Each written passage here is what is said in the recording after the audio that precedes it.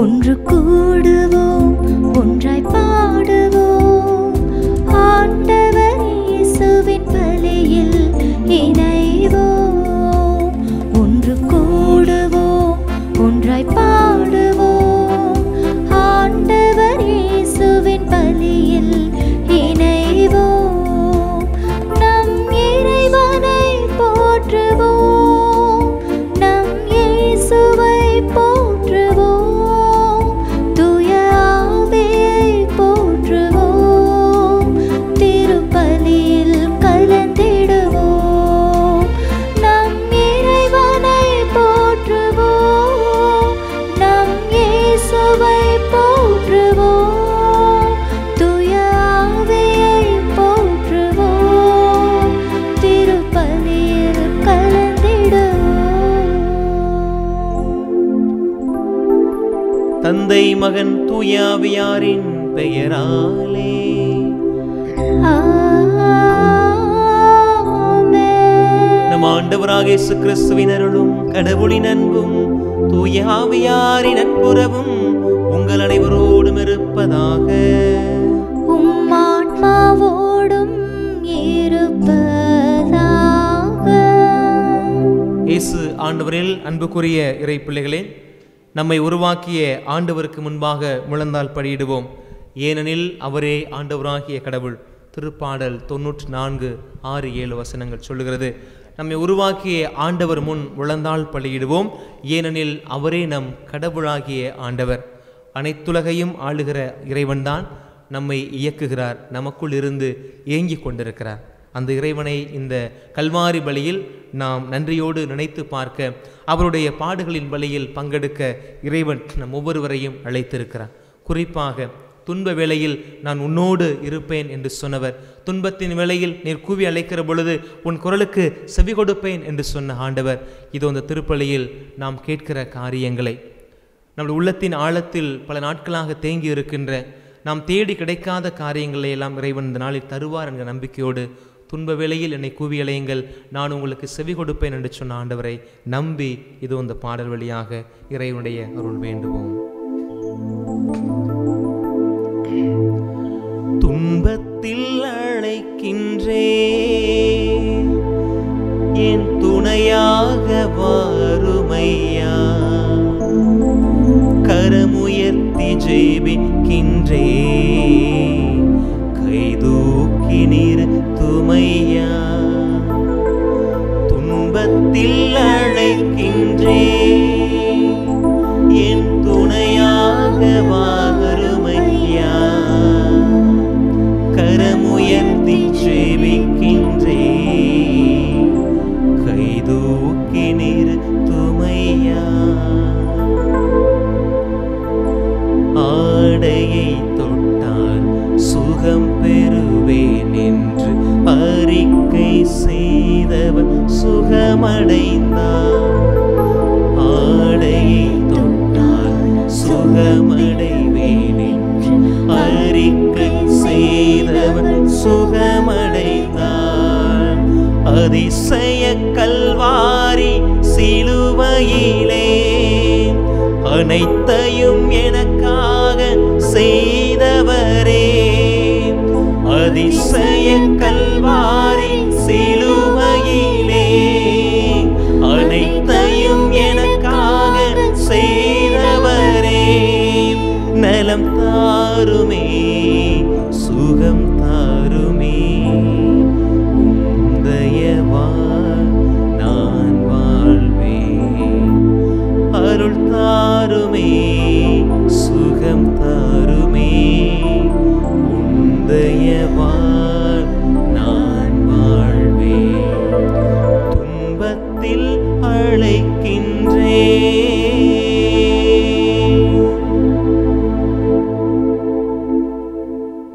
எல்லாம் உள்ள இறைவனிடமும் சகோதர சகோதரிகளே, உங்களிடமும் நான் பாவி என ஏற்றுக்கொள்கிறேன்.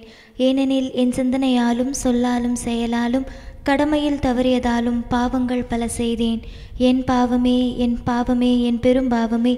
ஆகையால் எப்போதும் கன்னியான புனித மரியாவையும் வானதூதர் புனிதர் அனைவரையும் சகோதர சகோதரிகளே உங்களையும் நம் இறைவனாகிய ஆண்டவரிடம் எனக்காக வேண்டிக் கொள்ள மன்றாடுகிறேன். எல்லாமல் இறைவன் நம் மீது இரக்கம் வைத்து நம் பாவங்களை மன்னித்து நம்மை நிலையான வாழ்வுக்கு அழைத்துச் செல்வாராக. ஆமென். மன்றாடுவோமாக. ஆண்டவரே, உமது குடும்பத்தை இடையறாத பரிவிரக்கத்தால் காத்தருள உம்மை வேண்டுகின்றோம். அதனால் விண்ணகருளை மட்டுமே எதிர்நோக்கியுள்ள உமது குடும்பம் உமது நிலையான பாதுகாவலால் என்றும் உறுதி அடைவதாக. உம்மோடு தூயாவியாரின் ஒன்றைப்பில் இறைவனாய் என்றென்றும் வாழ்ந்து ஆட்சி செய்கின்ற அவர் வழியாக உம்மை மன்றாடுகின்றோம்.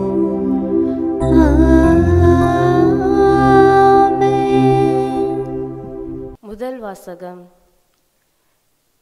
யெரொபெயாம் 2 பொன் கன்று குட்டிகளை செய்தான். அரசர்கள் முதல் நூலிலிருந்து வாசகம். அதிகாரம் 12, இறை திருவசனங்கள் 26 32 முடிய. மீண்டும் அதிகாரம் 13, இறை திருவசனங்கள் 33 34 முடிய.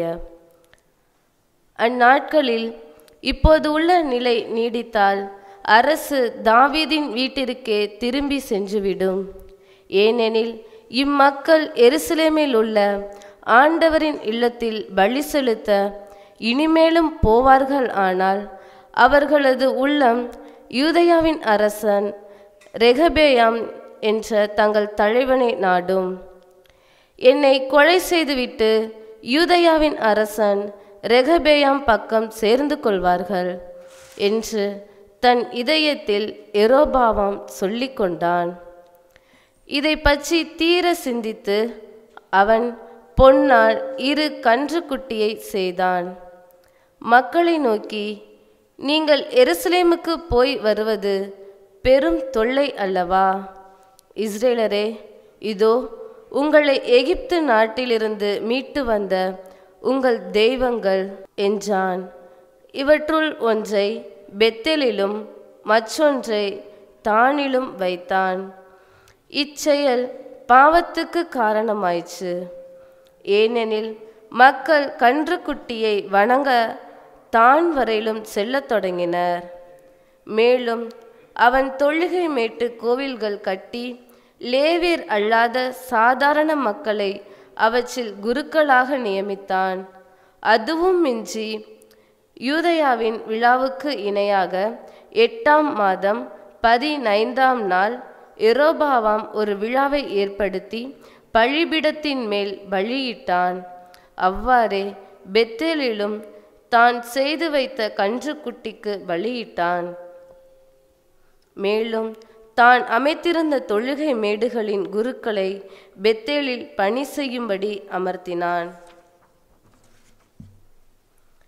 இவற்றின் பின்னும் யெரொபெயாம் தன் தீய வழியை விட்டு விலகாமல் சாதாரண மக்களை தொழுகை மேட்டு குருக்களாக அமர்த்தினான்.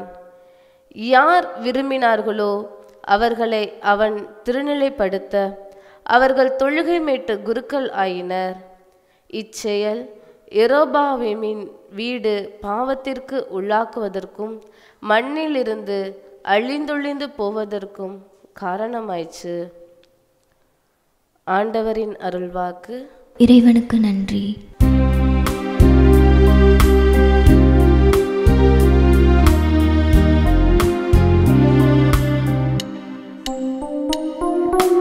ஆண்டவரே, உம் மக்கள் மீது இரக்கம் காட்டி என்னை நினைவு கூரும். ஆண்டவரே, உம் மக்கள் மீது இரக்கம் காட்டி என்னை நினைவு கூரும். எங்கள் மூதாதையரின் வழி நடந்து நாங்களும் பாவம் செய்தோ, குற்றம் புரிந்தோம், தீமை செய்தோம். எங்கள் மூதாதையர் எகிப்தில் நீர் செய்த வியத்தகு செயல்களை பற்றி சிந்திக்கவில்லை. நாங்களும் பாவம் செய்தோம், குற்றம் புரிந்தோம், தீமை செய்தோம்.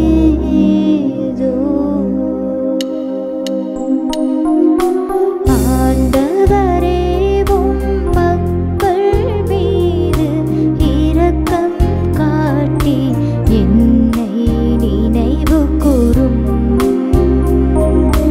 ஆண்டவரே, உம் மக்கள் மீது இரக்கம் காட்டி என்னை நினைவு கூரும். அவர்கள் ஒரேபில் ஒரு கன்று குட்டியை செய்து கொண்டனர். வார்ப்புச் சிலையை விழுந்து வணங்கினர். தங்கள் மாட்சிக்கு பதிலாக புல் தின்னும் காளையின் உருவத்தை செய்து கொண்டனர். வார்ப்புச் சிலையை விழுந்து வணங்கினர்.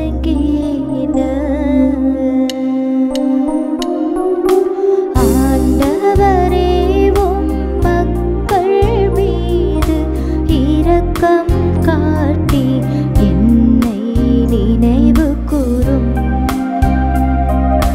ஆண்டவரே, உம் மக்கள் மீது இரக்கம் காட்டி என்னை நினைவு கூரும். தங்களை விடுவித்த இறைவனை மறந்தனர். எகிப்தில் பெரியன புரிந்தவரை மறந்தனர். காம் நாட்டில் அவர் செய்த வியத்தகு செயல்களை மறந்தனர். செங்கடலில் அவர் செய்த அச்சுறுத்தும் செயல்களையும் மறந்தனர்.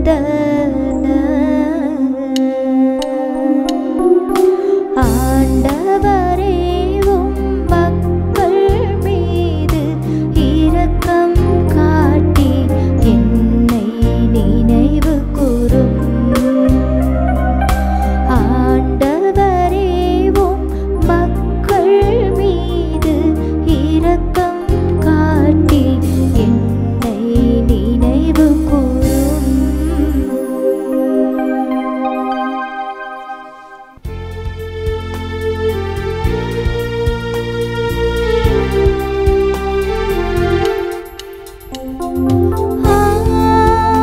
அல்லேலூயா, அல்லேலூயா, அல்லேலூயா, அல்லேலூயா, அல்லேலூயா, அல்லேலூயா, அல்லேலூயா, அல்லேலூயா, அல்லேலூயா, அல்லேலூயா, அல்லேலூயா. மனிதர் அப்பத்தினால் மட்டுமல்ல, மாறாக கடவுளின் வாய்ச்சொல் ஒவ்வொன்றாலும் வாழ்வர். அல்லேலூயா, அல்லேலூயா, அல்லேலூயா, அல்லேலூயா, அல்லேலூயா. ஆண்டவர் உங்களோடு இருப்பாராக. உம் ஆன்மாவோடும் இருப்பாராக. புனித மார்க்கு எழுதிய தூய நற்செய்தியிலிருந்து வாசகம். ஆண்டவரே, மாட்சி உமக்கே. மார்க்கு நற்செய்தி 8வது அதிகாரம் இறை வார்த்தைகள் 1 தொடங்கி 10 முடிய. அக்காலத்தில் மீண்டும் பெருந்திரளான மக்கள் கூடியிருந்தார்கள். உண்பதற்கு அவர்களிடம் ஒன்றுமில்லை. இயேசு தம் சீடரை வரவழைத்து அவர்களிடம், நான் இம்மக்கள் கூட்டத்தின் மீது பரிவு கொள்கிறேன். ஏற்கனவே 3 நாட்களாக இவர்கள் என்னுடன் இருக்கிறார்கள். உண்பதற்கும் இவர்களிடம் எதுவும் இல்லை. நான் இவர்களை பட்டினியாக வீட்டிற்கு அனுப்பிவிட்டால் வழியில் தளர்ச்சி அடைவார்கள். இவர்களுள் சிலர் நெடுந்தொலைவிலிருந்து வந்துள்ளனர் என்று கூறினார். அதற்கு அவருடைய சீடர்கள், இந்த பாலைநிலத்தில் இவர்களுக்கு போதுமான உணவு அளிப்பது எப்படி என்று கேட்டார்கள். அப்போது அவர் அவர்களை பார்த்து, உங்களிடம் எத்தனை அப்பங்கள் உள்ளன என்று கேட்டார். அவர்கள் 7 என்றார்கள். தரையில் அமர மக்களுக்கு அவர் கட்டளையிட்டார். பின்பு அந்த 7 அப்பங்களையும் எடுத்து கடவுளுக்கு நன்றி செலுத்தி பிட்டு பரிமாறும்படி தம் சீடர்களிடம் கொடுக்க அவர்களும் அவர் மக்களுக்கு அளித்தார்கள். சிறு மீன்கள் சிலவும் அவர்களிடம் இருந்தன. அவற்றின் மீதும் அவர் ஆசி கூறி பரிமாற சொன்னார். அவர்கள் வயிறார உண்டார்கள். மீதியாய் இருந்த துண்டுகளை 7 கூடைகள் நிறைய எடுத்தார்கள். அங்கு இருந்தவர்கள் ஏறக்குறைய 4000 பேர். பின்பு அவர் அவர்களை அனுப்பிவிட்டார். உடனடியாக தம் சீடருடன் படகேறி தல்மனுத்தா பகுதிக்கு சென்றார். ஆண்டவரின் அருள்வாக்கு. கிறிஸ்துவே உமக்கு புகழ். கிறிஸ்து இயேசுவில் அன்பிற்கும் பாசத்திற்கும் இனிய அன்பான இறை மக்களே, ஆண்டவர் விவிலியத்தில் வாசிக்கப்படுகிற பொழுது நிறைய புதுமைகள் செய்ததாக நாம் வாசிக்கிறோம். ஒவ்வொரு புதுமைக்கும் ஒரு பின்புலம் இருக்கும், ஒரு தேவை இருக்கும். ஆனால் எல்லா புதுமைகளையுமே எல்லா நற்செய்திகளும் எழுதியிருக்கிறதா அப்படின்னு கேட்டால் அது இல்லை. ஒரு சில புதுமைகள் மார்க்கு சொல்வார், ஒரு சில புதுமைகளை பற்றி மத்தேயு சொல்லியிருப்பார், ஒரு சில புதுமைகளை யோவான் மட்டுமே சொல்லியிருப்பார். காணா ஒரு புதுமையில் அவர் ஒருத்தர் தான் சொல்லியிருக்கிறார். இப்படி ஒவ்வொரு உவமைக்குமே ஒரு சிறப்புத்தன்மை இருக்கிறது. இன்றைக்கு நாம் வாசிக்க கேட்ட இந்த உவமை நம்ம எல்லோருக்கும் அறிந்த உவமை. ஆண்டவர் அந்த மீனையும் அப்பத்தையும் பலருக்கு பழுகச் செய்து ஆண்டவருக்கு நன்றி சொல்லி கொடுத்ததைத்தான் இன்றைக்கு வாசிக்க கேட்டோம். நான் சின்ன சாமியார் இருக்கும்போது ஒரு பங்கில் இருந்தேன். அப்போது பங்கில் ஆண்டு தியானம் நடத்துவாங்க இல்லையா, அந்த தவசு காலத்தில் ஒரு தியானம் நடத்துவாங்க, ஒரு 3 நாள் தியானம். அப்போ அந்த 3 நாள் தியானம் ரொம்ப சிறப்பாக அமைஞ்சிருந்துச்சு. நல்ல அருமையான நற்செய்தி கொடுக்கக்கூடிய செய்தியாளர்கள்லாம் கூப்பிட்டுருந்தோம். நல்ல பாடல், நல்ல அரேஞ்ச்மெண்ட்ஸ் எல்லாமே பியூட்டிஃபுல்லாக நாங்கள் செஞ்சோம். எல்லாமே பக்காவாக இருந்துச்சு. மக்களுக்குமே ரொம்ப அது நிறைவாக இருந்துச்சு. அப்போ இறுதியாக நாங்கள் அது நிறைவானதுக்கு காரணம் என்ன அப்படின்னு சொன்னால், அந்த தியானத்துக்கு நாங்கள் தனியாக ஒரு குழு அமைச்சோம். இந்த தியானத்தை நம்ம நல்லா செய்யணும், வெறுமனே பங்கு பெறவை அல்லது மரியாயின்சன் அல்லது யூத்து அப்படின்னு சொல்லி நம்ம அந்த குழு சார்பாக தள்ளி விட்டுறாமல் நம்ம இதுக்கு ஒரு ஸ்டியரிங் கமிட்டி போல் ஒரு கமிட்டியை நம்ம அமைச்சு இந்த தியானத்தை நல்லா செய்யணும் அப்படின்னு சொல்லிட்டு நாங்கள் ஒரு 14 பேர் சேர்ந்த ஒரு குழுவாக அவர்களை உருவாக்கி அந்த தியானத்தை நாங்கள் எதிர்பார்த்தோட நல்ல சக்ஸஸ்ஃபுல்லாக அந்த தியானம் வந்துருந்துச்சு. முடிச்சதுக்கப்புறம் ஒரு திறனாய்வு போல் எவாலுவேஷன் மாதிரி வைக்கலாம் அப்படின்னு சொல்லி பங்கு தந்தை நானும் முடிவு செஞ்சு அந்த எவாலுவேஷனுக்கு எல்லாரையுமே அழைத்திருந்தோம். 14 பேர் எல்லாருமே வந்திருந்தாங்க. ஏன்னா அவ்வளோ தூரத்துக்கு நல்ல பாசிட்டிவான ரெஸ்பான்ஸ் இருந்ததுனால நாம் இந்த சந்தோஷமான அந்த பகிர்வில் பங்கு கொள்ளலாம் அப்படின்னு சொல்லி வந்திருந்தாங்க. அப்போ ஃபாதர் எல்லாத்துக்கும் நன்றி சொல்லிவிட்டு அப்போ சொன்னார், ரொம்ப நல்லா வந்துருந்துச்சு, ஒரு திறனாய்வு வைத்துக்கொள்வோம், இதெல்லாம் நல்லா இருந்துச்சு சொல்லுங்கள் அப்படின்னு சொன்னார். நீங்கள் என்ன நினைக்கிறீங்க, எதை சொல்லியிருப்பாங்கன்னு? ப்ரீச்சரை சொல்லியிருப்பான்னு நினைக்கிறீங்களா? மைக் சிஸ்டம் நல்லா இருந்துச்சுன்னு சொல்லி நினைக்கிறீங்களா? இல்லை பாட்டு கிளாஸ் நல்லா இருந்துச்சுன்னு நினைக்கிறீங்களா? கொட்டகை நல்லா இருந்துச்சு சொல்லுவாங்கன்னு நினைக்கிறீங்களா? 5வது ஒன்று சொன்னாங்க, இல்லை அரேஞ்ச்மெண்ட்ஸ் போக்குவரத்துக்கு ஏற்பாடு பண்ணதெல்லாம் நல்லா இருக்குன்னு சொன்னாங்கன்னு நினைக்கிறீங்களா? இதெல்லாம் சொல்ல. சாமி சாப்பாடு சூப்பராக இருந்துச்சு அப்படின்னா. சாமி சாப்பாடு சூப்பராக இருந்துச்சு. உண்மைதான், அன்றைக்கி மதிய உணவு 3 நாளைக்கும் கொடுத்தோம். அது சாப்பாடுலாம் ரொம்ப நல்லா தான் இருந்துச்சு. சொன்ன செய்தி இங்கே முக்கியத்துவம் பெறலை. அல்லது அங்கே உட்காந்து 3 நாள் உட்காந்துருக்கிறதுக்கு அருமையாக கொட்டகை ஃபேன் எல்லாம் போட்டோம். அந்த 3 நாள் தலைக்கு மேலே இருந்த அந்த கூரை மனசில் நிற்கலை. ஜெபிப்பதற்கு ரொம்ப அருமையாக பாடல் இசைத்து பாடி அந்த பாட்டுக்குழு அவங்களுக்கு மனசில் நிற்கலை. பல மைல் தூரத்தில் இருக்கவங்களுக்கு வண்டி வாகனத்தை நாங்களே தயார் செஞ்சு அவங்களுக்கு ஏற்பாடு பண்ணி அனுப்பி கூட்டிகிட்டு வந்தோம். அது அவங்களுக்கு பிடிக்கல. சாமியார் எல்லா நேரமும் 2 பேர் நின்றுட்டு இயேசுப்புகள் சொல்லி எல்லாருக்கும் வாழ்த்து சொல்லி எங்கள் பாத்ரூம் போகிறக்கு இங்கே இருக்குது, தண்ணி இங்கே இருக்குன்னு அட்வர்டைஸ்மெண்ட் மாதிரி சொல்லிகிட்டே இருந்தோம். அதெல்லாம் பெருசாக தெரியல. எது பெருசாக தெரிஞ்சிச்சு, 10 நிமிஷம் தான் மதிய சாப்பாடு அதிகபட்சம் சாப்பிட்ருப்பேன் நம்ம ஆள். கேட்ட உடனே முதல் ரெஸ்பான்ஸ் என்ன வந்துச்சு தெரியுமா? சாமி சாப்பாடு சூப்பராக இருந்துச்சு. நான் எதுக்கு சொல்கிறேன் அப்படின்னா, எங்கே போனாலும் சாப்பாடு பிரச்சனை தாங்க. எவ்வளோ பெரிய கல்யாணத்தில் அவ்வளோ பெரிய செலவு பண்ணி வாழை மரம் கட்டி, தென்னை மரம் கட்டி, குருத்தை கட்டி, அவர் மைக் செட் வச்சு என்னென்னமோ கல்யாணம் நடத்தினாலும் கல்யாணத்துக்கு போயிட்டு வரும்போது நம்ம கேட்போம், கல்யாணம் எப்படிங்க இருந்துச்சு? அவன் 100 ரூபாய் நகை போட்டு வச்சுருப்பார், அந்த நாள் சாப்பாடு வெரைட்டியாக வச்சுருந்துருப்பார், எல்லாத்தையும் மறந்துடான். நம்மளால் சொல்லுவேன் எல்லாமே நல்லா தான் இருந்துச்சு, அந்த சாம்பாரில் கொஞ்சம் உப்புலாம் போச்சு. இதுதான் பெரிய பிரச்சனையாக இருக்குது. எங்கே போனாலும் இந்த சாப்பாடு மிகப்பெரிய ஒரு பிரச்சனையாக எல்லா இடத்துலையும் பார்க்கப்படுது. அந்த சாப்பாடை தான் இன்றைக்கி ஆண்டவர் வந்து டீல் பண்ணுறார். சரி, இந்த ஒரு 2 நிகழ்வுகளை மனசில் வச்சுக்கோங்க. இப்போ நான் சொல்கிற செய்திக்கு வாங்க. என்ன சொல்லப்படுகிறது? மார்க் நற்செய்தி நம்ம வாசிக்க கேட்டேன் இல்லையா? இந்த மார்க் நற்செய்தியில் வாசிக்கப்பட்டிருக்கிற இந்த புதுமையானது ஒரு பகுதியில் செய்யப்பட்டிருக்கிறது. இதற்கு முன்பாக இதே போன்ற ஒரு புதுமை எங்கே நடக்குதுன்னா, கலிலேய கடற்கரை பகுதியாக நடக்கிறது. மத்தேயு நற்செய்தி 15:24 வசனத்தில் சொல்லப்படுகிறது, கலிலேய கடற்கரை ஓரமாக அவர் நடந்து வந்தார். அப்போதான் அந்த புதுமை நடந்ததாக அந்த இடத்துல சொல்லப்பட்டிருக்கிறது. அப்போது இந்த கலிலேய கடல் பகுதி என்பது, மேற்கு பகுதி என்பது யூதர்கள் வாழுகிற ஒரு பகுதி.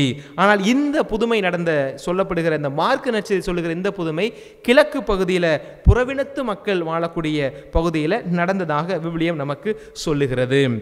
இன்றைக்கு நான் 2 காரியத்தை நினச்சி பார்க்குறேன். என்ன அப்படின்னா, இன்றைக்கு கூட்டம் அப்படின்றது எல்லாருமே விரும்பக்கூடிய ஒரு காரியமாக இருக்குது. ஒரு சில ஃபாதர்ஸுமே நானும் பார்த்துருக்குறேன். கூட்டம் பெருசாக இருந்தால் அதுக்கு ஒரு மறையுறை வைப்பாங்க, கூட்டம் சிறுசாக இருந்துச்சுன்னா அதுக்கு ஒரு மறையுறை வைப்பாங்க. என்னட்டே ஒரு சில பேர்லாம் கேட்பாங்க, ஃபாதர் நீங்கள் யூடியூப்பில் மாஸ் வைக்கிறீங்களே, எப்படி ஒரு 100-150 பேர் 200 பேர் அங்கே உட்காந்துருப்பாங்களா அப்படின்னு. நான் கேட்குறவங்ககிட்ட என்ன அலைபேசியில் தனிப்பட்ட விதத்தில் கேட்குறவங்க அல்லது எனக்கு அறிமுகமானவர்கள் கேட்குற போலாம் சொல்லுவேன், என்னையும் கேமரா வந்தவரை ஒரு வயம் உள்ளே இருக்க மாட்டான். அந்த கேமரா எடுக்கிற பையனை நான் வைக்கிற பிரசங்கத்தை போர் அடித்து வெளில போயிடுவான். பல நேரம் பொட்டி வாசிக்கிறவங்களாம் சைடில் தான் நிற்பாங்க, எங்களை தெரியாது, என்னையை மாத்திரம் ஃபோக்கஸ் பண்ணுறதுனால எல்லாருமே போயிடுவாங்க. Only my self with camera, அப்படி தான் எங்கள் லைஃப் ஓடிட்டுருக்கு அப்படின்னு சொல்லுவோமா. அப்போ கேட்பான், அதை நீங்கள் வைக்கிறத பார்த்தா என்னமோ ஆயிரக்கணக்கான மக்களை உட்கார வச்சுட்டு வைக்கிற மாதிரி நீங்கள் வைக்கிறீங்களே அப்படின்னு சொல்லுவாங்க. 1000 பேர் உட்காந்துருந்தாலும் இதே வாய் தான் பேச போகுது, இதே வாய்களே தான் ஆண்டவர் வார்த்தையை கொடுக்க போகிறாரு. அல்லது யாரும் ஒரு ஆள் உட்கார்ந்துருந்தாலும் ஆண்டவர் அதே காரியத்தை தான் செய்ய போகிறார். அப்போ இன்றைக்கு இந்த கூட்டம் சேர்க்கிற கலாச்சாரம் எல்லா இடத்துலையும் இருக்குங்க. நான் ஒரு முறை சின்னசாமியாராக இருந்தேன் பார்த்துக்கோங்க, ஆர்எஸ் மங்கள்னு இருப்பாங்களே, அங்கே எனக்கு அங்கே ஒரு சில சபையை வச்சுருக்கவங்களே எனக்கு நல்ல பழக்கம் இருந்துச்சு. என் வயசு பையன் ஒருத்தர் தான், அவரோட நல்ல பழக்கம் இருந்துச்சு. அவர் ஒரு ப்ரொட்டஸ்டன்ட் சபைக்காரன்னு வச்சுக்கோங்களேன். அவர் ரெண்டு நல்ல நெருங்கிலாம் பேசுவார், விளையாடலாம் வந்திருக்கிறார். அவர் ஒரு முறை சொன்னார், ப்ரோ நீங்கள் எனக்கு ஒரு ஹெல்ப் பண்ண முடியுமா அப்படின்னு சொல்லி கேட்டார். என்ன அப்படின்னு சொல்லி கேட்டேன். நாளைக்கு நாங்கள் ஒரு ப்ரேயர் சர்வீஸ் வச்சுருக்கோம், மாதா பற்றிலாம் நாங்கள் ஒன்றும் சொல்ல மாட்டோம், நற்கரணை பற்றிலாம் ஒன்றும் பேச மாட்டோம், just we have praise and worship service, உங்கள் ஆட்களை அனுப்ப முடியுமா அப்படின்னு சொல்லி கேட்டார். சகோதரா நானே வந்து 3 மாதம் 4 மாதம் ஆகுது, நான் போய் எங்கள் மக்களை போச்சோன்னே அப்படின்னா எங்கள் ஆயர்கிட்ட போச்சோன்னு எனக்கு கம்ப்ளைண்ட் ஆயிரும், நான் உங்களுக்கு சபைக்குன்னு சொல்லி நான் எப்படி உங்களுக்கு போக சொல்கிறது அப்படின்னாரு. இல்லை ப்ரோ நீங்கள் நினச்சா செய்யலாம், உங்களுக்கு தான் நிறைய மக்கள் உங்கள் கோயிலுக்கு தான் வர்றாங்க, இந்துக்காரெல்லாம் உட்கார வச்சா உங்களுக்கு நான் என்ன சொல்கிறேன்னு புரியாது, நீங்கள் எப்படியா வர சொல்லுங்கள், நான் ப்ரேயர் வர்ஷிப் செய்கிறேன், நல்ல சாப்பாடு கொடுத்து உங்களுக்கு அனுப்புகிறேன் இன்னைக்கு அப்படின்லாம் சொன்னார். ஏன்னா மனுஷன் திருப்பி முதல் நாள் கேட்டார், 2 நாள் கழிச்சு ப்ரோ நீங்கள் யோசிங்களா அப்படின்னு கேட்டார். அப்புறம் 2 நாள் கழிச்சு உங்கள் பெரியஃபாட்ட கூட பேசி பாருங்களேன் இதை பற்றி அப்படிலாம் நிறைய சொன்னார். அப்போ நான் சொன்னேன், சவரா கோச்சுக்கிறாதீங்க, இது என்னால் முடியாது, ஏன் சவரா இவ்வளோ மூச்சா போடுறீங்க எதுக்காண்டி போய் அப்படி சொல்லி கேட்டேன். அப்போது சொன்னார், எங்கள் சபைக்கு ஹெட் ஒருத்தர் இருக்கிறாரு, அவர் அன்னைக்கு வர்றாரு, அவர் வரும்போது கூட்டம் இருந்தால் தான் பிரசங்கமே வைப்பார், இல்லைனா கோவப்பட்டு திட்டுவார் எங்களை, நீங்கள் ஹெல்ப் பண்ணுங்க அப்படின்னாரு. டே நீ கணக்கு காமிக்கிறதுக்கு ஏன் ஆள் தான் உனக்கு கிடைச்சானா அப்படின்னு நினச்சிட்டு சவரா தயவு செஞ்சு இந்த ஒரு எண்ணத்தோடு கேட்காதீங்க அப்படின்னு நான் சொன்னேன். இன்றைக்கி எல்லாமே இந்த கூட்டம் ஒரு என்ன கூட்டத்தை வச்சு தான் இன்றைக்கி நம்ம நிறைய காரியங்களை வந்து மதிப்பிடுகிறோம். திருவிழா எப்படி இருந்துச்சு, நல்லா இருந்துச்சு, சரியான கூட்டம். அடுத்த வார்த்தை என்ன, திருவிழா நல்லா இருந்துச்சு, அதுக்கப்புறம் சரியான கூட்டம். கல்யாணத்துக்கு போனீங்களே, கல்யாணம் நல்லா இருந்துச்சா, நல்லா அருமையாக கல்யாணம் நல்லா செஞ்சார், சரியான கூட்டம். எல்லா இடத்துலையும் இப்படி தான். ஒரு தேட்டருக்கு போகிறீங்களா, படம் நல்லா இருந்துச்சா, படம் நல்லா இருந்துச்சு, தேட்டருக்குலாம் சரியான கூட்டம். கூட்டத்தை வச்சு மாத்திரமே இன்னைக்கு நம்ம கணக்குறோம் அப்படின்னா மந்தை புத்தி, மந்த புத்தி இல்லை, மந்தை புத்தி அப்படின்னா என்ன, ஒரு ஆடு என்ன செய்யுதோ அதுக்கு பின்னாடி எல்லா ஆடும் போகிறது போல இந்த கூட்டத்தை மையப்படுத்தி வாழ்கிற எல்லாருமே மந்த புத்தி உடைய மந்தை அணிகை சார்ந்தவர்களாகத்தான் இருக்கிறான். இப்போ தான் நான் வர்றேங்க, ஜீசஸ் ஒரு நாளும் கூட்டத்தை கூட்டினதே இல்லை.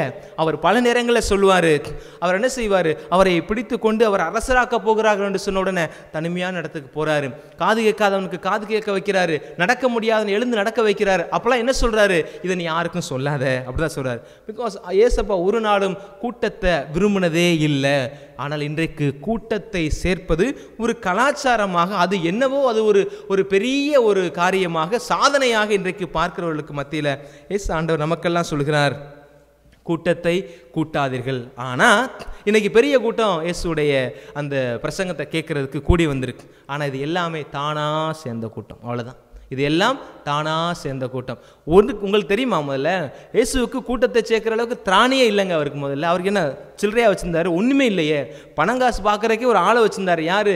யூதாஸ் தான் வச்சுருங்க. இங்கே பாருப்பா, நமக்கு இதுக்கு ரொம்ப தூரம், பணத்தை பெரட்டுறது, அது எண்ணுறது, சில்லறையை தடவுறதுலாம் நமக்கு வேலைக்கு ஆகாது அப்படின்னு சொல்லிட்டு அதுக்குன்னு ஒரு ஆள் வச்சுருந்தார். சாப்பிட்றதுக்கே வழி இல்லாத கூட்டத்தை தான் ஏசு ஆண்டவர் கூட வச்சுருந்தார். நல்லா சாப்பிட்றதுக்கு கையில் பணங்காசு இருந்தால் அவங்க ஏன் வயலில் போகும்போது கதிரத்தை எடுத்து தேய்க்கிறாங்க? கதிரை எடுத்து தேய்க்கணும். அப்போனா சாப்பிட்றது கூட வழி இல்லாத கூட்டத்தை தான் கூட வச்சுருந்தாரு. ஆனால் இவரை நம்பி இன்னைக்கு இவ்வளோ பெரிய கூட்டம் உட்கார்ந்துருக்குது அப்படின்னு சொன்னால் ஒன்றுதான், இயேசுடைய வார்த்தையை கேட்க வேண்டும் என்கிற அந்த ஆர்வம். அதுதாங்க இன்னைக்கு ரொம்ப ரொம்ப அவசியமான ஒன்றாக இருக்கிறது. எனக்கு தெரிஞ்ச ஒரு நண்பர், அவர் சொன்னார், பெங்களூரில் ஒரு நண்பர், நல்ல நண்பர். அவர் ஒரு முறை சொன்னார், நான் கேட்டேன், ஆனால் தவஸ் காலத்தில் தியானங்கள்லாம் நடத்துவீங்களா? ஏன்னா உங்களுக்கு மாற்று மொழி பேசக்கூடிய மக்களோடு இருக்கிறீங்க, நீங்கள் கன்னடம் பேசுகிறாங்க, அங்கே ஆங்கிலம் பேசக்கூடியவர்கள் இருக்கிறாங்க, அதுக்கு மத்தியில் தமிழ் மக்கள் இருக்கிறாங்களே, நீங்கள் தியானங்கள்லாம் எப்படின்னு அவர் சொன்னார், ஃபாதர் இங்கே தியானம் நான் நல்லா நடத்துவோம் ஃபாதர், நல்ல மக்கள் நிறைய பேர் வருவாங்க ஃபாதர் அப்படின்னு சொல்லி அவர் சொன்னார். எப்படி என்னாச்சு அப்படின்னு சொல்லி நான் கேட்டேன். அப்போ அவர் சொன்னார், ஃபாதர் சாப்பாடு எல்லாம் நானே அரேஞ்ச் பண்ணிடுவேன், நம்ம ஆட்கள் எங்கெங்கே இருக்கிறார்களோ அவங்க இருக்கிற இடத்துக்கெல்லாம் நானே கார் அனுப்பி அவங்கள வர வச்சு ஆண்டோடைய வார்த்தையை கொடுப்பேன் அப்படின்னு அவர் சொன்னார். வர்ற ப்ரீச்சர் முதற்கொண்டு நானே கவனித்து அனுப்பிடுவேன் ஃபாதர் அப்படின்னு சொன்னார். அப்போ சொல்லும்போது சொன்னார், ஆண்டவர் எனக்கு நிறையா கொடுத்துருக்கிறாரு, அந்த வார்த்தையை வாசித்தேன், அந்த வார்த்தையை நேசித்தேன், அதன்படி நான் வாழ்கிறேன், எனக்கு இறைவன் எல்லாத்தையும் கொடுத்துருக்கிறாரு, நான் வாழ்கிறதுக்கு காரணமாக இருக்கிறது இந்த இறைவார்த்தை அப்படிதான்றத இந்த மக்கள் புரிஞ்சு அதை வாழ ஆரம்பிச்சிட்டா அவங்க நல்லா இருப்பாங்க அப்படின்றதுக்காண்டி நான் செய்கிறேன் ஃபாதர் அப்படின்னு சொன்னார். இன்னைக்கு சோறு போட்டு வண்டி அனுப்பி ஃபேன் போட்டு உட்கார வச்சு தான் இன்னைக்கு என்ன செய்கிறோம், ஒரு கூட்டத்தை நாம் கூட்ட வேண்டிய சூழல் இருக்குது. ஆனால் அன்னைக்கு இயேசுவோடு இருந்த அந்த கூட்டம் அப்படிப்பட்ட ஒரு கூட்டமே அல்ல. அவர்கள் எல்லோரும் தானாய் சேர்ந்த கூட்டம், அதுவும் இயேசுடைய வார்த்தைக்காக சேர்ந்த ஒரு கூட்டம். எனக்கு ஒரு சில பார்வைகளில் வித்தியாசப்படலாம், என்னுடைய பாயிண்ட் ஆஃப் வியூ உங்களுக்கு வேறுபட்டு இருந்தால் கூட நீங்கள் கொஞ்சம் சிந்திக்கிறதுக்கு நல்லா இருக்கும் அப்படின்றதுக்காண்டி நான் சொல்கிறேன்.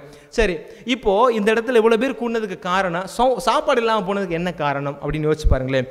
வார்த்தையை கேட்கிற ஆர்வத்தில் அங்கே இருக்கிறவர்கள் உணவு கொண்டு வர மறந்துருக்கலாம் ஒரு வேளை. ஏன்னா அந்த அளவுக்கு ஜீசஸுடைய வார்த்தை அவ்வளோ தூரம் ஈர்ப்பாக இருக்கிறதுனால just they come and listen to him அப்படின்றது போல் அவரை போய் கேட்டாலே போதும் அப்படின்றதுல சாப்பாட்டை மறந்து எல்லாரும் வந்திருக்கலாம். ஒரு பாயிண்ட் ஆஃப் வியூவில் நான் பார்க்குறேன். ரெண்டாவது, கொண்டு வந்த சாப்பாடு ஒருவேளை காலியாக போயிருக்கலாம். ஏன்னா அது 3-4 கூட்டம், அவங்க நினச்சி கூட பார்த்துருக்க மாட்டாங்க 3 நாள் நம்ம போய் உட்காருவோம்னு. வந்திருக்க மக்கள் யதார்த்தமாக ஆண்டோடைய வார்த்தையை கேட்போம், ஒரு நாள் போயிட்டு வரலாம் அப்படின்னு வந்திருப்பாங்க. இவர் பேசுகிறத கேட்க கேட்க கேட்க மக்களுக்கு அந்த இடத்த விட்டு போகணுன்ற எண்ணமே இல்லை. அதே வேளையில் மக்கள் கேட்குற அந்த உடைய மனநிலையை பார்த்துட்டு, உடைய ஆர்வத்தை பார்த்துட்டு ஏசப்பாவுக்கும் பேசுகிறத நிறுத்தணுன்ற எண்ணமும் இல்லை. இது எத்தனை நாள் ஓடி போச்சு? 3ஆவது நாளுக்கு கடந்து வந்துருச்சு. அதனால கொண்டு வந்த சாப்பாடு காலியாக இருக்கலாம், அங்கே உணவு இல்லாமல் போயிருக்கலாம். 3ஆவது என்ன அப்படின்னா, ஆண்டவர் கட்டாயம் உணவு தருவார் அப்படின்ற நம்பிக்கையில் கூட அந்த மக்கள் வந்திருக்கலாம். 1 மறந்திருக்கலாம், 2வது கொண்டு வந்தது காலியாக இருக்கலாம், 3வது கொடுப்பான்ற நம்பிக்கை அவர்களுக்கு இருந்திருக்கலாம். என்ன அடிப்படையான ஒரு காரியம் அப்படின்னு சொன்னால், இயேசுடைய வார்த்தையை கேட்பதற்கு அவர்கள் காட்டிய அந்த ஆர்வத்தை தான் நான் பார்க்கிறேன். இயேசு இந்த இடத்துல புதுமை செய்வதற்கு என்ன காரணம் அப்படின்னா, அவர்கள் பல காரியங்களை தியாகம் செஞ்சுட்டு உட்காந்துருக்காங்கங்க. இன்றைக்கும் ஜப கூட்டங்களுக்கு அல்லது கோயில்களில் நடத்தப்படுகிற என்ன சொல்லப்படுகிறது, ஒரு சராசரியான ஒரு கத்தோலிக்கன் செய்யக்கூடிய ஒரு சில கடமைகள் இருக்குது பார்த்தீங்களா, ஞாயிறு திருப்பலி, அதை தானே எல்லாரும் செய்கிறாங்க, அல்லது தின திருப்பலி. இதை கடந்து பங்குகள்லையும் சரி அல்லது மறைவட்ட அளவில் மறைமாவட்ட அளவில் எடுக்கப்படுகிற, ஏன் அகில உலக திருச்சபை அளவில் இந்திய அளவில் எத்தனையோ தியானங்கள் நடத்தப்படுகிறது இல்லையா, எத்தனையோ பக்தி முயற்சிகள், நிறைய காரியங்களை செய்கிறான். இதெல்லாம் யார் பங்கெடுக்கிறான்னு நினைக்கிறீங்க? யார் பங்கெடுக்கிறா? பணக்காரர்கள் போய் பங்கெடுக்கிறார்கள் நினைக்கிறீங்களா? இல்லை. உண்மை இல்லாதவன் பங்கெடுப்பான்னு நினைக்கிறீங்களா? ஏழையும் எடுக்க மாட்டான், பணக்காரன் எடுக்க மாட்டாங்க. பணக்காரனுக்கு எல்லாமே இருக்குது, அவன் கடவுளை தேடுன்ற அவசியமே இல்லை அப்படின்னு நினச்சிட்டு இருக்கிறாங்க. எல்லாரும் அப்படி இல்லை, ஒரு சில பேர் அப்படி நினச்சிட்டு இருக்கிறாங்க. நமக்கு தான் எல்லாமே இருக்குது, நாம் நினச்சா கடவுளே காசு கொடுத்து வாங்கிடலாம் அப்படின்ற மனநிலையில் இருக்கக்கூடியவர்கள் கோயிலுக்கு வருவாங்களா அப்படின்னா, ஒரு சராசரி கிறிஸ்தவனாக தான் வருவானே ஒழிய ஆண்டவரை தேட வேண்டும் அல்லது அறிய வேண்டும், விவிலியத்தின்படி வாழ வேண்டும், அதெல்லாம் இல்லை. விவிலியத்தில் சொல்லப்படுகிற இயேசு எப்படி, இயேசு எதிர்பார்க்குற வாழ்க்கை முறை எப்படி, அதெல்லாம் தெரிஞ்சுக்கணும்னு ஆசைப்படுவாங்களா? அதெல்லாம் இல்லை. அதெல்லாம் 2ஆம் தரமாய் போய்விடும். எல்லாரும் இல்லை, ஒரு சில பேர் அப்படி இருக்கவும் செய்கிறாங்க, நல்லவங்க இருக்காங்க. 2வது, கீழே இருக்கிறான் பாருங்க ஒருத்தன், அவனுக்கு எதுவுமே இல்லை. பார்த்துக்கோங்க, என்ன பெருசாக வந்துட போகுது, நான் வாழ பழகிக்கொண்டேன், எனக்கு எதுவுமே இல்லாமல் வாழ தெரியும், இதை போய் நான் அவர்கிட்ட கேட்கணும் அவசியம் இல்லை. இப்போ கோயிலுக்கு வர்றது யாரில்ல, 1 வர்றதில்ல, 0 வர்ற, 1 வர்றதில்ல, 100 வர்றதில்ல. இந்த இடையில இருக்குது பார்த்தீங்களா, அதுதான் பெருவாரியான மக்கள் தொகை. என்னது, நல்லா வாழ்ந்திருப்பான், திடீர்னு எல்லாமே போயிருக்கும். அப்போ ஏற்கனவே நல்லா வாழ்ந்த அந்த எண்ணம் இருக்குது பார்த்தீங்களா, ஆண்டவர் மீண்டும் நான் அந்த இடத்துக்கு வந்துடணும் அப்படின்னு நிறையா உழைப்பான். அந்த உழைப்பு பெரிய அளவில் கைகூடாது. அப்போ தான் நினச்சி பார்ப்பான், ஆண்டவரை தேடி பார்ப்பான். ஒன்று இருக்குது. 2வது, இன்னொருத்த வாழ்கிறத பார்த்துட்டு நாமளும் அந்த நிலைக்கு வரணும் அப்படின்னு நினைக்கிறவன், கடவுள் துணை இருந்தால் என்னால் முடியும் அப்படின்னு நினைக்கிறவங்க அந்த இடத்துக்கு வருவாங்க. ஒரு சில பேர் நன்றியின் அடையாளமாக வருவாங்க, இருக்கிறது வரை எனக்கு போதும், இறைவனை தேடினால் இருப்பது என்னோடு என்னாலும் இருக்கும் அப்படின்ற நம்பிக்கையில வருவாங்க. 1 வர்றதில்ல, 100 வர்றதில்ல, இந்த இடைப்பட்ட மக்கள் தான் வராங்க. பூசை பார்க்குற நீங்கள் எல்லாருமே, கேசியில் திருப்பலி பார்க்கிற நம்மில் பெருவாரியான மக்கள் இந்த நடுநிலையில் இருக்கிறவர்களாகத்தான் இருப்போம். உள்ளவனாகவும் இருக்க மாட்டோம், இல்லாதவனாக இருக்க மாட்டோம். உள்ளவனைப் போல இல்லாதவனாய், இல்லாதவனைப் போல உள்ளவனாய் இருக்கிறதுனால தான் நாம் இந்த வழிபாட்டு நிகழ்வுகளுக்கெல்லாம் வருகிறோம். இங்கே வருகிற பொழுது உங்களுக்கு என்ன சொல்லப்படுகிறது? இயேசுவை பற்றி தான் சொல்லுகிறோம். 20 நிமிஷம் மறைவுரை வச்சாலும் சரி, 2 நிமிஷம் மறைவுரை வச்சாலும் சரி, ஒரு நாள் பூரா தியானம் நடத்தினாலும், எத்தனை கதைகள் சொன்னாலும், எத்தனை ஓமைகள் சொன்னாலும், எத்தனை பழமொழி சொன்னாலும், எத்தனை லைஃப் இன்சிடென்ட் சொன்னாலும், it's all comes around Jesus. அவ்வளோதான். இயேசுடைய போதனையை சுற்றி தான் நாங்கள் பேசிக்கிட்டே இருக்கிறோம். பார்த்துக்கோங்க, இயேசுடைய போதனையை சுற்றி பேசும் போதே நீங்கள் கேட்கணும் வர்றீங்க. இயேசுவே பேசினா எப்படி கேட்கறதுக்கு வராமல் இருப்பாங்க?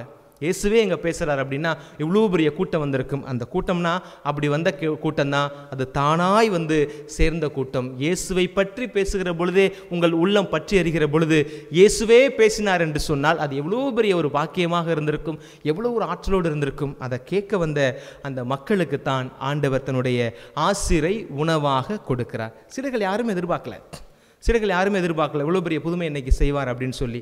அவர்கள் உண்டது போக மீதமான உணவை எடுக்கக்கூடிய அளவிற்கு ஆண்டவர் இன்னைக்கு மிகப்பெரிய ஒரு அதிசயத்தையும் அற்புதத்தையும் செய்தார்.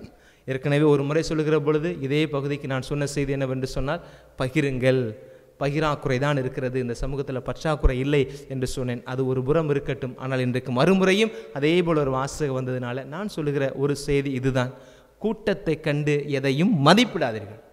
கூட்டத்தை வைத்து எதையும் மதிப்பிடார்கள், ஆனால் அதில் இருக்கிற உண்மைத்தன்மை என்ன என்பதை கண்டுகொள்ள நாம் ஆசை கொள்வோம். அதே நேரத்தில் ஆண்டுடைய வார்த்தையை கேட்பதற்கு அங்கிருந்த கூடியிருந்த மக்கள் கொண்டிருக்கிற அதே ஆர்வத்தை நாமும் கொண்டிருப்போம். ஆண்டவருக்காக ஒரு சில தியாகங்கள் செய்கிறார்கள். ஒரு சில தியாகம் செஞ்சதுனால தான் ஆண்டவர் எனக்கு அந்த புதுமையை செஞ்சார். என்னப்பா அதை பெருசாக தியாகம் பண்ணியிருப்பா, உட்காந்து காது கொடுத்து கேட்டுட்டு இருப்பாங்க, அதானே செஞ்சாங்க அப்படின்னு நீங்கள் நினைக்கலாம். உட்காந்து கேட்குறது எவ்வளோ பெரிய கஷ்டம் தெரியுமா? உட்காந்து கேட்குறது எவ்வளோ பெரிய கஷ்டம். நான் மணிக்கணக்காக அங்கே பேசுவேங்க, 1/2 மணி நேரம் 1 மணி நேரம் நான் பிரசங்க வைப்பேன். பார்த்துக்கோங்க, நான் பிரதராக இருக்கும் போது அல்லது இப்போ நாங்கள் சாமியார் ஆகிட்டு ஒரு சில நேரங்களில் எங்களுக்கு ஆண்டு தியானம் அல்லது ஒரு நாள் ரெக்கலெக்ஷன் அப்படின்னா வைக்கும் போது அங்கே பேசுவாங்க. பார்த்துக்கோங்களேன், பேசும்போது அந்த டாபிக் நமக்கு ரெலவெண்ட்டாக இல்லை அப்படின்னு அப்படியே எரியும். பார்த்துக்கோங்க, உட்காரவே முடியாது நம்மளால். அதுவும் சேரில் உட்காந்துருக்கும் போதே எப்படி இருக்குன்னா, அந்த நாட்களில் சேரும் இல்லை. மக்களுக்கு இன்றைக்கெல்லாம் தியானம் நடத்துகிறோம்னா மண்ணை போட்டு மெத்தி அப்படியே அழகாக மேட்டெலாம் போட்டு மக்களை உட்கார வைக்கிறோம். கல்லுலையும் முள்ளுலையும் தான் அன்றைக்கி உட்காந்துருந்தான். அப்போ கல் குத்தாமையாக இருந்திருக்கும், கீழே குத்தும், மேலே குத்தும், சைடில் குத்தும். அதை பற்றிலாம் பெருசாக அவன் கண்ணுக்கிறவே இல்லை. ஏன்? இந்த வழியை விட இந்த வழி போக்கக்கூடிய வார்த்தை எனக்கு ஆண்டவர் சொல்கிறாரு அப்படின்னு அந்த வார்த்தையை குறித்த ஒரு தெளிவும் தேடலும் இருந்ததுனால எல்லாவற்றையும் நல்லா மறக்க முடிந்தது. அப்போது என்ன சொல்கிறது, ஒரு சௌரியம் இல்லாத இடத்துல, ஒரு வசதி இல்லாத இடத்துல உட்காந்துக்கிட்டு அந்த வெயிலில் உட்காந்து, மலையில் உட்காந்து, குளிரில் உட்காந்து, உணவு தண்ணி இல்லாமல் ஆண்டவர் வார்த்தையை கேட்குறதுக்கு எவ்வளோ காரியங்களை அவங்க தியாகம் பண்ணியிருக்கிறாங்க. இன்றைக்கு நாம் அப்பேற்பட்ட தியாகத்தை செய்ய வேண்டும். ஆண்டவருடைய வார்த்தை சொல்லப்படுகிறதா? கட்டாயம் காது கொடுத்து கேளுங்கள். உங்களுடைய வாழ்க்கையில் அற்புதங்கள், அதிசயங்கள் நடக்கும். அது நம்முடைய கேசி போன்ற நல்ல ஒரு செய்தி தரக்கூடிய, செய்தி கிடைக்கக்கூடிய தளங்கள், யூடியூப் தளங்களில் நீங்கள் கேட்குறீங்களா? அதற்காக ஒரு சில நேரங்களை செலவிடுங்க. பங்குல தியானம் நடக்குதா? தயவு செஞ்சு அட்டன் பண்ணுங்க. ஒவ்வொரு நாளும் திருப்பதியில் ஃபாதர் மறையிற சொல்கிறாங்களா, காது கொடுத்து கேளுங்க. ரொம்ப ரொம்ப அவசியமானது. இன்றைக்கி நம்ம கேத்தலிக் சர்ச்சில் நிறைய பேருக்கு இந்த பிரசங்கம் கேட்குறதே பெரிய புளிச்ச மாவு திங்கிற மாதிரி ஒரு நினைப்பா நினச்சிட்டு இருக்கிறாங்க. பட் பிரசங்கம் அப்படின்றது ஆண்டோடைய வார்த்தை இங்கே உடைக்கப்படுது. Breaking the word of god. அன்றைக்கி ஏற்கனவே உங்களுக்கு முறை சொன்னேன், இது மறையுரை அல்ல, இது திருவுரை. ஆண்டவருடைய அந்த திரு என்கிற வார்த்தைக்கு அடிநாதமாக இருக்கிறவர் இயேசப்பா தான். அவரை பற்றி தான் அந்த குருவானவர் அன்னைக்கு பேசுகிறார். சொல்கிறது எனக்கு பிடிக்கல, எனக்கு பிடிக்கிற மாதிரி அவருக்கு சொல்ல தெரில அப்படின்னு நம்ம குறை சொல்லக்கூடாது. உங்களுக்கு பிடிக்கிற மாதிரி சொல்கிறதுக்கு அவரை வித்தையாக காமிக்கிறார் சாமி, எங்கள் வித்தையெல்லாம் காமிக்கலை. பைபிளை படிக்கிற பொழுது அவருக்கு என்ன உந்துதல் கிடைக்குதோ அதை உங்களோடு பகிர்ந்து கொள்கிறார். அதனால் இறைவார்த்தை சொல்லப்படுகிற பொழுது தியானங்களில் அல்லது வீடுகளிலே நீங்கள் அன்பியங்களில் பேசுகிற பொழுது ஒருத்தர் ஆண்டுடைய வார்த்தையை சொல்கிறார், நல்லா காது கொடுத்து கேளுங்க.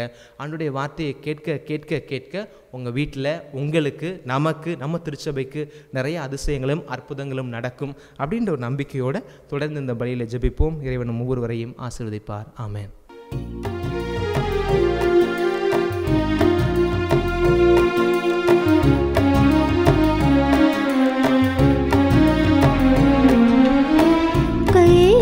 கையளிக்கின்றேன் இறைவா எந்தன் மெய்ப்பொருளாவி அனைத்தையும் உமக்கு கையளிக்கின்றேன் இறைவா.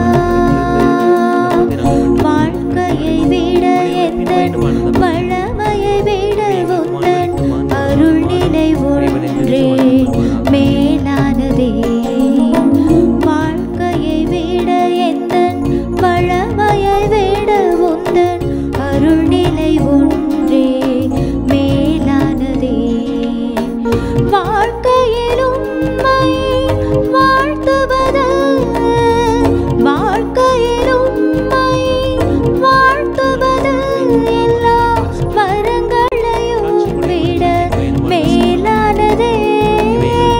கையளிக்கின்றேன் இறைவா எந்தன் மெய்ப்பொருளாவி அனைத்தையும் உமக்கு கையளிக்கின்றேன் இறைவா.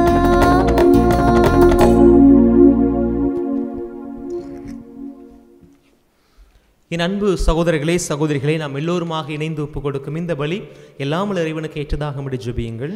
ஆண்டவர் தமது பெயரின் புகழ்ச்சிக்காகவும் மாட்சிக்காகவும் நமது நன்மைக்காகவும் புனித திரு அவை அனைத்தின் நலனுக்காகவும் உமது கையிலிருந்து இப்பலியை ஏற்றுக்கொள்வாராக. ஆண்டவரே எங்கள் இறைவா, வலு குறைவுற்ற எங்களுக்கு உதவியாக இந்த பொருட்களை படைத்திருக்கின்றேன். அதனால் இவை எங்களுக்கு நிலைவாழ்வின் அடையாளமாக மாறிட அருள் புரிவீராக.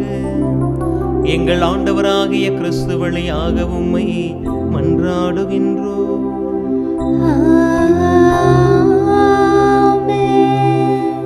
ஆண்டவர் உங்களோடு இருப்பாராக. உம் ஆன்மாவோடும் இருப்பாராக. இது எங்களை மேலே எழுப்புங்கள். ஆண்டவரிடம் எழுப்பியுள்ளோம். நம் இறைவனாகிய ஆண்டவருக்கு நன்றி கூறுவோம். அது தகுதியும் நீதியுமானதே. ஆண்டவரே தூயவரான தந்தையே, என்றும் வாழும் எல்லாம் வல்ல இறைவா, உனன்பார்ந்த மகன் இயேசு கிறிஸ்து வழியாக எந்நாளும் எவ்விடத்திலும் நாங்கள் உமக்கு நன்றி செலுத்துவது மெய்யாகவே தகுதியும் நீதியுமாகும். எங்கள் கடமையும் மீட்புக்கு உரிய செயலுமாகும். உமது வார்த்தையான அவர் வழியாகவே அனைத்தையும் படைத்தே, அவரையே மீட்பராகவும் ஈடேற்றுபவராகவும் எங்களுக்கு அனுப்பினே. அவர் தூய ஆவியால் உடலெடுத்து கன்னி மரியாவிடம் இருந்து பிறந்தார். அவர் உமது திருவுளத்தை நிறைவேற்றி புனித மக்களை உமக்கு பெற்றுத்தர தம் கைகளை விரித்து பாடுபட்டார். இவ்வாறு அவர் சாவை வென்று உயிர்ப்பை வெளிப்படுத்தினார். ஆகவே வானதூதர் புனிதர் அனைவரோடும் சேர்ந்து நாங்களும் உமது புகழை ஒரே குரலாய் பாடுவதாவது: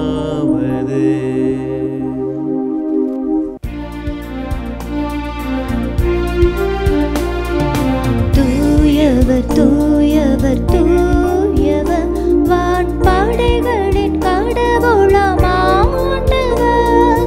விண்ணகமும் மண்ணகமும் உமது மாட்சியால் நிறைந்துள்ளன. உன்னதங்களிலே ஓசன்னா, உன்னதங்களிலே ஓசன்னா. ஆண்டவர் பெயரால் வருகிறவர், ஆசி பெற்றவர். உன்னதங்களிலே ஓசன்னா, உன்னதங்களிலே ஓசன்னா.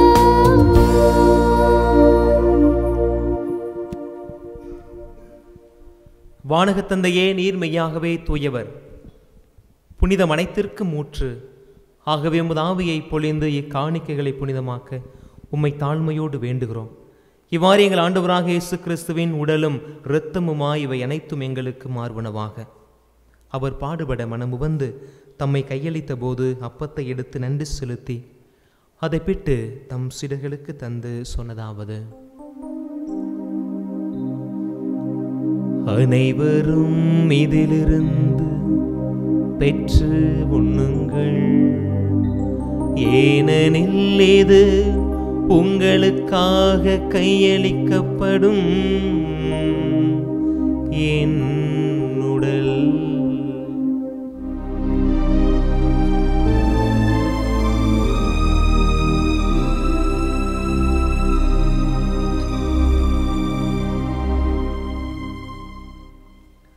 அவனுமே இரவு விருந்தை அருந்தியவன் ரசம் நிறைந்த கிண்ணத்தை தம் கரமேந்தி தம் சிறைகளுக்கு தந்து அவர் சொன்னதாவது: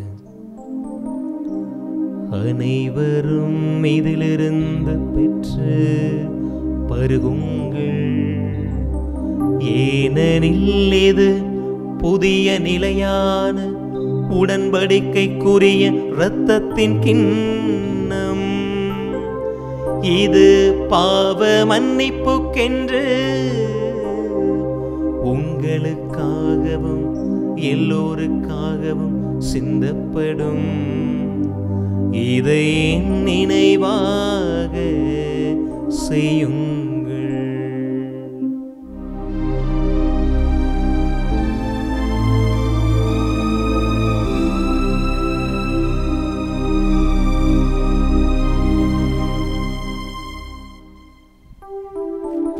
நம்பிக்கையின் மறைபொருள்: ஆண்டவரே,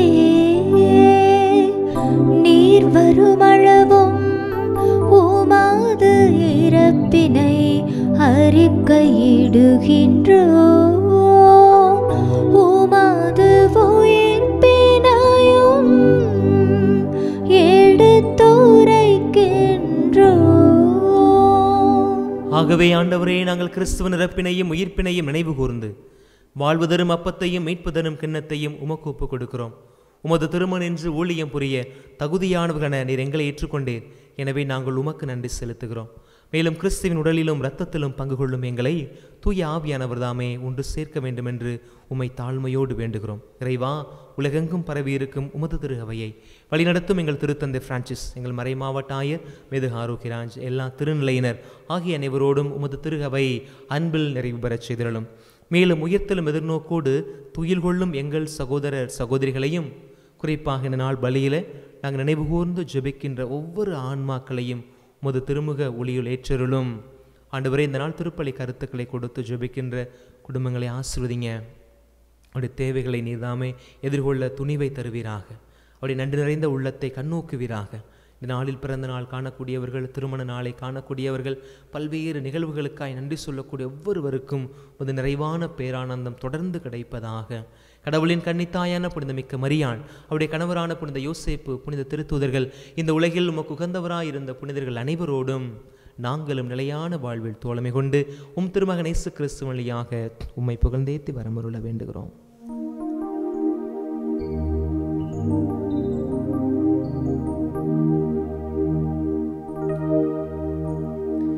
இவர் வழியாக இவரோடு இவர் எல்லாம் வல்ல இறைவனாகிய தந்தையே,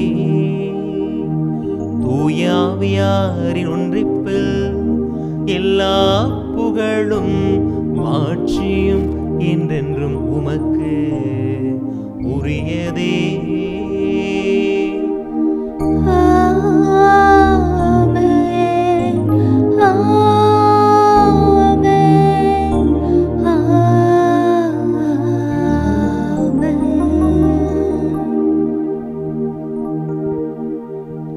மீட்பரின் கட்டளையால் கற்பிக்கப்பட்டு இறைவடிப்பினையால் பயிற்சி பெற்ற நாம் இணைந்து பாடுவோம். விண்ணுலகில் இருக்கின்ற எங்கள் தந்தையே, உமது பெயர் தூயது என போற்ற பெருக, உமது ஆட்சி வருக, உமது திருவுளம் விண்ணுலகில் நிறைவேறுவது போல மண்ணுலகிலும் நிறைவேறுக. எங்கள் அன்றாட உணவை இன்று எங்களுக்கு தாரும். எங்களுக்கு எதிராக குற்றம் செய்வோரை நாங்கள் மன்னிப்பது போல எங்கள் குற்றங்களை மன்னியும். எங்களை சோதனைக்கு உட்படுத்தாதேயும், தீமையிலிருந்து எங்களை விடுவித்தருளும். ஆண்டவரே, தீமை அனைத்திலும் இருந்தும் எங்களை விடுவித்து எங்கள் வாழ்நாளில் அமைதியை கனிவோடு அருள உம்மை மன்றாடுகின்றோம். உமது இரக்கத்தின் உதவியால் நாங்கள் பாவத்திலிருந்து எப்போதும் விடுதலை பெற்று யாதொரு கலக்கமுமின்றி நலமாயிருப்போமாக. நாங்கள் நம்பியிருக்கும் பேரின்பத்துக்காகவும் என் மீட்பராம் கிறிஸ்துவின் வருகைக்காகவும் காத்திருக்கின்றோம். ஏனெனில் ஆட்சியும் வல்லமையும் மாட்சியும் என்றென்றும் உமதே. ஆண்டவராகிய இயேசு கிறிஸ்துவே, அமைதியை உங்களுக்கு விட்டுச் செல்கிறேன், என் அமைதியையே உங்களுக்கு தருகிறேன் என்று உம் திருத்தூதர்களுக்கு மொழிந்தீரே. எங்களுடைய பாவங்கள், பலவீனங்கள், குற்றம் குறைகளை பாராமல் உம்மீது திருகவையாய் நாங்கள் கொண்டிருக்கும் உண்மையான நம்பிக்கை மட்டுமே கண்ணோக்கி எங்களுக்கு அமைதியையும் ஒற்றுமையையும் அளித்தருள திருவுலம் கொள்வீராக. என்றென்று வாழ்ந்து ஆட்சி செய்கின்றவர் நீரே.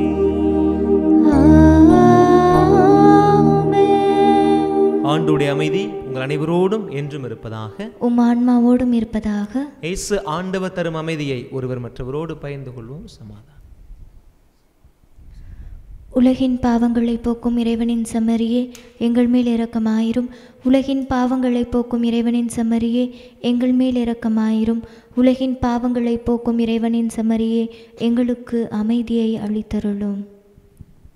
இதோ இறைவனின் செம்மறி, இவரே உலகின் பாவங்களை போக்குகிறவர், நம்மீது பரிவு கொள்கிறவர், தன் பரிவினால் தம்முடைய பேரன்பை காட்டுகிறவர்.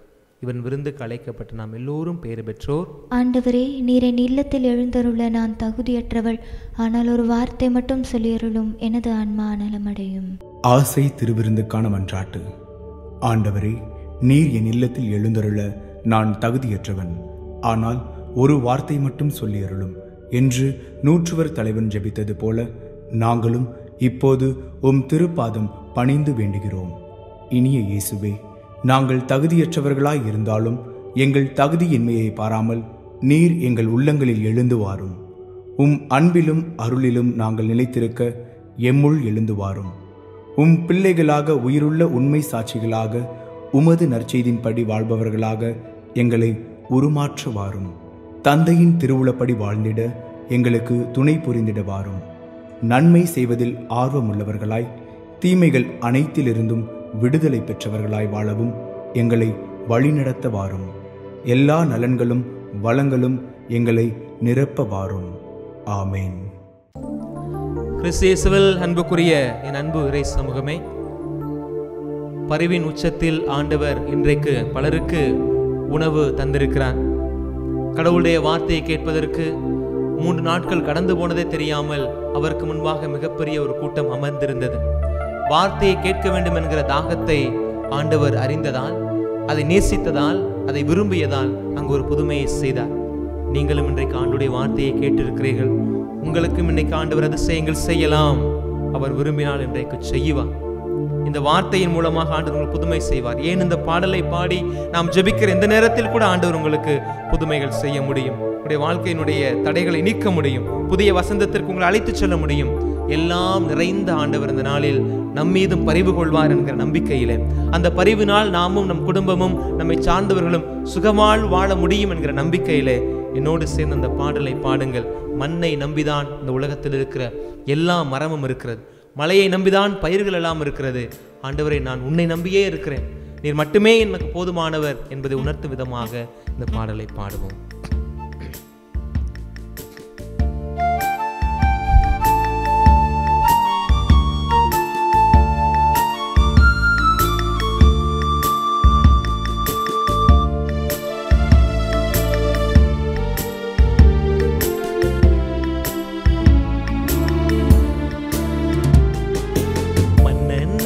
மரம் இருக்கு, மழைய நம்பி பயிர் இருக்கு, உன்னை நம்பி நான் இருக்கேன் ஏசையா,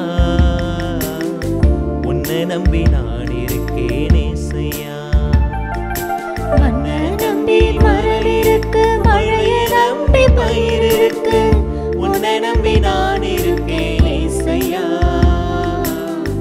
உன்னை நம்பி நான் இருக்கேன் ஏசையா.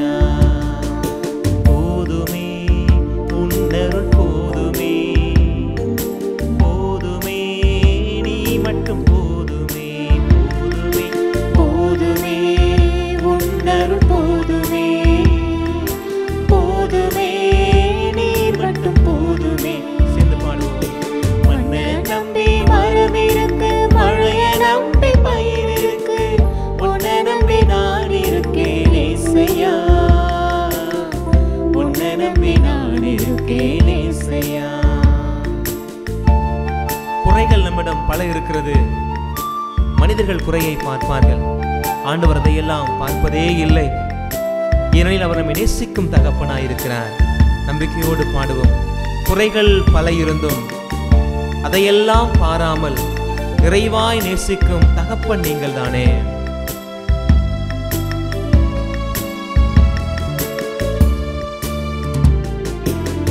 குறைகள் பல இருந்தும் அவையெல்லாம் பாராமல் நிறைவாய் நேசிக்கும் தகப்பன் நீங்கதானே. குறைகள் பல இருந்தும் அதையெல்லாம் பாராமல் நிறைவாய் நேசிக்கும் தகப்பன் நீங்கதானே. போதுமே உன்னருள் போதுமே, போதுமே நீ மட்டும் போதுமே, போதுமே உன்னருள் போதுமே, போதுமே நீ மட்டும் போதுமே. மண்ணை நம்பி மரம் இருக்கு, மழைய நம்பி பயிர் இருக்கு, உன்னை நம்பி நான் இருக்கேன் ஏசையா, உன்னை நம்பி நான் இருக்கேன் ஏசையா. வாழ்க்கையில் வழிகள் பல இருக்கிறது. ஆனால் சரியான வழியை நமக்கு காட்டிக் கொடுப்பவர் நம்ம ஆண்டவர் இயேசுவே. பிரச்சனைகள் சூழுகிற பொழுது எவ்வளி செல்வதென்று தெரியாமல் விழிகள் பிதுங்கி நிற்கும். அப்போது தாங்குகின்ற அன்னையாய் ஆண்டவர் நம்மோடு இருக்கிறார். நம்பிக்கையோடு பாடுவோம்.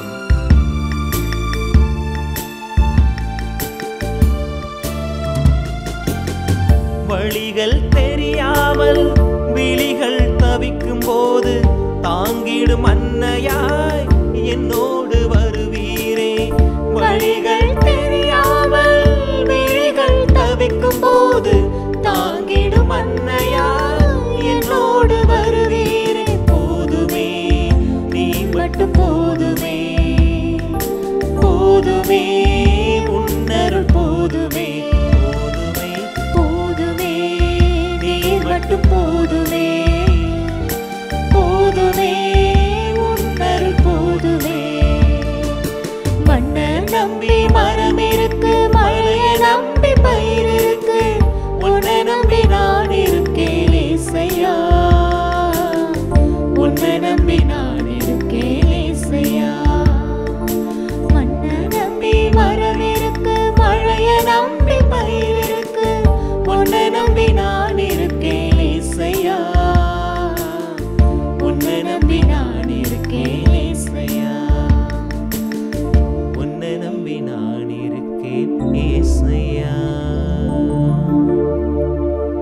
ஆண்டவரே,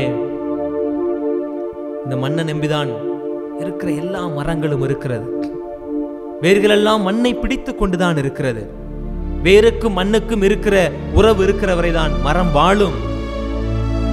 வேர் தன் மண்ணோடு இருக்கிற உறவை விடுகிற பொழுது, அதற்குள் தளவு ஏற்படுகிற பொழுது மரம் செத்து போகிறது. இருக்கிற பயிர்கள் எல்லாம் மழைக்காய் காத்திருக்கிறது. வான்மழை பொழிந்தால்தான் காட்டு செடிகளுக்கெல்லாம் வாழ்வு உண்டு. அதே போல ஆண்டவரே, நான் உன்னை மட்டுமே நோக்கி இருக்கிறேன். உன் மீது கொண்டிருக்கிற பிடிப்பு என்னிடமிருந்து தகர்ந்து போகிற பொழுது என் வாழ்க்கை அர்த்தமற்ற ஒன்றாய் மாறிவிடுகிறது. வார்த்தை தான் எனக்கு மண். அந்த வார்த்தையை கேட்பதற்குத்தான் அன்றைக்கு ஆயிரக்கணக்கான மக்கள் உம்முடைய வார்த்தையை கேட்க கூடியிருந்தார்கள். அந்த வார்த்தை தான் என்னுடைய வாழ்க்கையினுடைய அடிநாதம், என்னுடைய பிடிப்பு எல்லாம் எனக்கு என்பதை நாங்கள் உணர்ந்து கொள்ள இந்த நாளில் வார்த்தையாய் எங்களோடு பேசினீரே, உமக்கு நன்றி ஆண்டவரே. 1000 குறைகளை இந்த உலகம் எங்கள் மீது பார்க்கிறது. குறைகளை சொல்லியே எங்களை குத்தி காமித்து எங்களை குறையுள்ளவர்களாக மாற்றுகிறது. அன்றைக்கு ஆண்டுடைய வார்த்தையை கேட்க வந்தவர்களை பார்த்து இயேசு குறையாக சொல்லவில்லை. 3 நாட்கள் கூட்டம் என்று தெரியுமே, ஏன் நீங்கள் உணவு கொண்டு வரவில்லை, இவர்கள் உணவில்லாமல் வந்திருக்கிறார்கள் என்று சொல்லி அவர்களுடைய குறையை சுட்டி காட்டவில்லை. ஆண்டவருடைய நிறைவான உள்ளத்தை பார்க்கிறார். தேடலை கண்டுகொண்டு அவர்களுக்கு தெம்பூட்டும் விதமாய் உணவு தந்தார். ஆண்டவரே, அந்த அற்புதத்தை நின்ற நாளில் எங்களுக்கு செய்வீர் என்று நம்பிக்கையோடு செபிக்கிறோம். எங்களுடைய குறைகளை எல்லாம் பாராமல் எங்களுடைய நிறைகளை மட்டுமே கண்ணோக்கி எங்களுக்கு நிறைவாழ்வை தருவாய் என்று நம்புகிறோம். குறைகள் எங்கள் வாழ்க்கையில் அதிகமாக வாழ்க்கைக்கான வழிகளை நாங்கள் மறந்து விடுகிறோம். வழி மறந்து வழி தெரியாத ஆடுகளைப் போல் அலக்களிக்கப்படுகிறோம். சரியான வழிகளை காட்டுவதற்கு நல்ல ஆயர்கள் எங்களுக்கு இல்லை, நல்ல வழிகாட்டிகள் எங்களுக்கு இல்லை. இந்த சூழ்நிலையில் உம்மை மட்டுமே நாங்கள் நம்பி இருக்கிறோம். சரியான வழிகாட்டுதலை, புரிதலை, தெளிவை, நம்பிக்கையை, அறிதலை தருபவர் நீதான் ஆண்டவரே. நம்பிக்கையோடு ஜெபிக்கிற உமது சமூகத்தை நீ ஏறெடுக்க வேண்டுமா ஜெபிக்கிறோம். நீர் செய்த அதிசயங்களும் அற்புதங்களும், குறைவை சந்திக்கிற பொழுது நிறைவை கொடுக்க வேண்டும் என்பதற்காக உணவிட்டு அவர்களுக்கு புது தெம்பு அளித்தீரே. இது உணவின்றி வாடக்கூடிய எத்தனையோ மக்கள் என்னுடைய சமூகத்தில் வாழ்கிறார்கள். உணவிடும் ஆண்டவரே. வானக உணவை நீர் அன்றைக்கு தந்து ஆன்மாவை பலப்படுத்தின அன்றாட உணவு இல்லாமல் உறங்கச் செல்லக்கூடிய ஏழை எளிய மக்களுடைய கண்ணீரை காண வேண்டுமா ஜெபிக்கிறோம். இருக்கிறவர்கள் இல்லாதவர்களோடு பகிர்ந்து கொள்ள வேண்டும் என்கிற பகிர்வின் உள்ளத்தை தர வேண்டுமா ஜெபிக்கிறோம். பரிவு ஊற்றெடுக்க வேண்டுமாய் மன்றாடுகிறோம். பரிவு நிறைந்த சமூகமாய், பாசமும் நேசமும் வழிந்தோடுகிற ஒரு சமூகமாய், இல்லை என்கிற நிலை இல்லாத ஒரு சமூகமாய் நீர் விரும்புகிற ஒரு இறையரசு இந்த மண்ணில் பரவ எங்கள் ஒவ்வொருவரையும் கருவியாய் பயன்படுத்த வேண்டும். எங்களையும் ஒப்பு கொடுக்கிறோம். எங்களை ஏற்று பயன்படுத்தும் எங்கள் நல்ல தெய்வமே. ஆமென். நன்றி கூறி மன்றாடுவோமாக. இறைவா, ஒரே அப்பத்திலும் ஒரே கிண்ணத்திலும் நாங்கள் பங்கெடுக்க திருவுளமானீரே. அதனால் கிறிஸ்துவுக்குள் நாங்கள் ஒன்றிணைக்கப்பட்டு உலகின் மீட்புக்காக நற்கனி தந்து மகிழ்ந்து வாழ எங்களுக்கு அருள்வீராக. எங்கள் ஆண்டவராகிய கிறிஸ்து வழியாக உம்மை மன்றாடுகின்றோம்.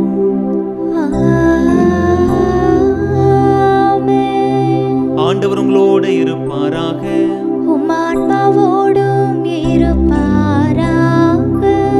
எல்லாம் வல்ல இறைவன் தந்தை, மகன், தூயாவியான அனைவரையும் ஆசீர்வதிப்பாராக. ஆண்டவரின் அன்பிலும் அன்னையின் பரிந்துரையிலும் வாழ சென்று வாருங்கள். வாழ்வில் பள்ளி தொடர்கின்றது.